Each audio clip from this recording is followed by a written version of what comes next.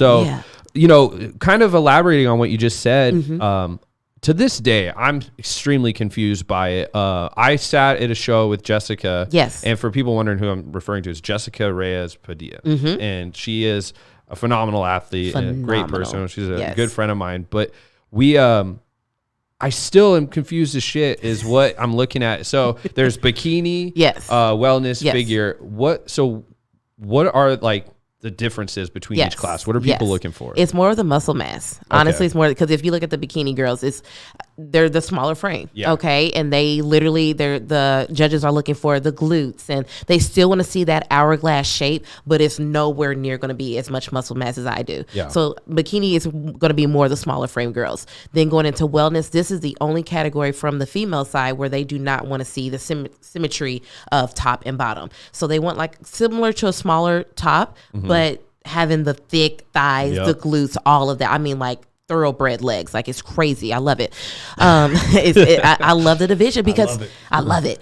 Just because, again, there's so many different body types nowadays. So for the league to recognize that and say, we need this division, kudos. Like, I respect that for sure. And it's starting to definitely, like I said, get a little bit more popular, especially in America now. I'm like, okay, now you're starting to separate between bikini, between figure, wellness, because we needed something in between there. Because there was too many crossovers. I was like, you're not figure, you need to stay bikini.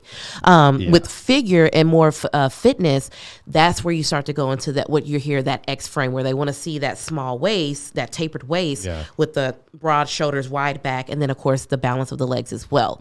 That's where you're going to go into a little bit more leanness, but they don't want to see too many striations. Okay.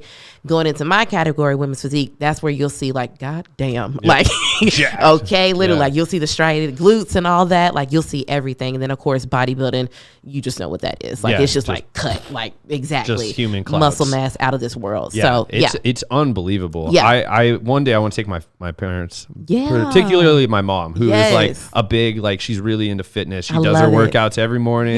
She's like on bodybuilding.com. She's always asking me, like, okay, Mom.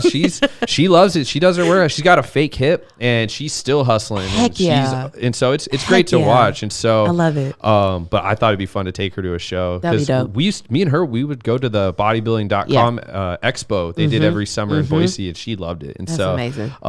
But you know, those were things that she'd always ask me about too, is like, what is the difference? And so, you know, and then posing is an important part of it too. And I know, you kill it at posing. Thank you. I still don't understand what I'm looking at, because I was with, I think when we were all up in Dallas. I go, to me, everyone's just flexing on stage. Like, I don't know what people are particularly looking at. So every category, and correct me if I'm wrong, they have different expectations in posing. So maybe you can elaborate on that for people listening. Like you said, so basically there's certain mandatory poses that each division has to do, okay? Some can get away with a little bit more leeway, like anything going up from women's physique and on, even with the guys like classic and all that, we get a little bit more leeway with that because we actually get a routine aspect with that. Figure and down, they literally... You just stick with the mandatories, which is the quarter turns, and you're good. That's all they look. Front, side, back, side, boom, done. Okay. But with the posing, it's an art. It's art. It's basically like if I have two sculptors right here and I'm doing the same, you know, figure, it's going to be similar, but there's still, because of their technique, it's going to be a little bit of a difference. That's kind of what the judges are looking for.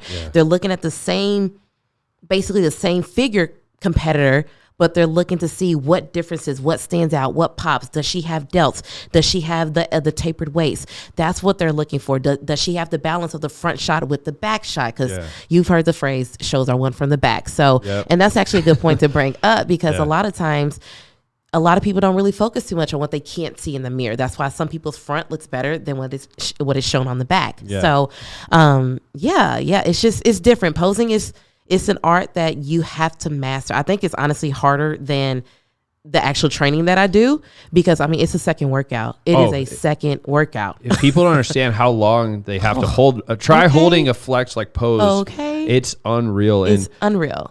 In posing in general, like you said, you couldn't have said it any better, is an art. Yes. And anyone that wants to know how tough posing is, I challenge them to try like a front lat spread, whatever I can't do it.